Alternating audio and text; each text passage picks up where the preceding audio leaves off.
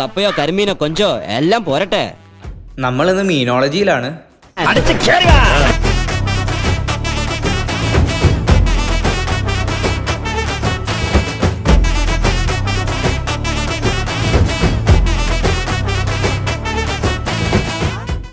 ഞങ്ങൾ അവിടുന്ന് ചെമ്മീൻ ബിരിയാണിയും ചെമ്പല്ലി ഫ്രൈയും തേങ്ങാ ചോറും കരിമീൻ പൊള്ളിച്ചതും പാൽക്കപ്പയും മീൻകറിയും പിന്നെ തൊട്ടിച്ചോറുമാണ് ഓർഡർ ചെയ്തത്. ആദ്യം ഞങ്ങൾ ട്രൈ ചെയ്ത് നോക്കിയത് ഇവരുടെ ചെമ്മീൻ ബിരിയാണി ആയിരുന്നു. അതിലൊരു ചെമ്മീൻ്റെയും റൈസിൻ്റെയും ക്വാളിറ്റി എടുത്തു പറയാനുള്ളത് തന്നെയാണ്. അത് കഴിഞ്ഞ് ഞങ്ങൾ ട്രൈ ചെയ്തത് കരിമീൻ പൊള്ളിച്ചതും ചെമ്പല്ലി ഫ്രൈയും ആണ്. അതിൽ മീനൊക്കെ നല്ല ഫ്രഷ് ആയിരുന്നു. ഫിഷിൻ്റെ അവൈലബിലിറ്റി അനുസരിച്ച് ഡെയിലി ഒരു മെനു മാറിക്കൊണ്ടിരിക്കും.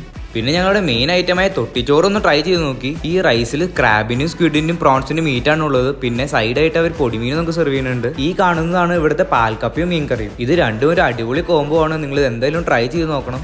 പിന്നെ ഞങ്ങൾ ട്രൈ ചെയ്ത് നോക്കിയത് ഇവരുടെ തേങ്ങാച്ചോറാണ്. ഇതിന് സൈഡായിട്ട് നമുക്ക് പ്രോൺസ് അല്ലെങ്കിൽ സ്ക്വിഡ് ചൂസ് ചെയ്യാവുന്നതാണ്.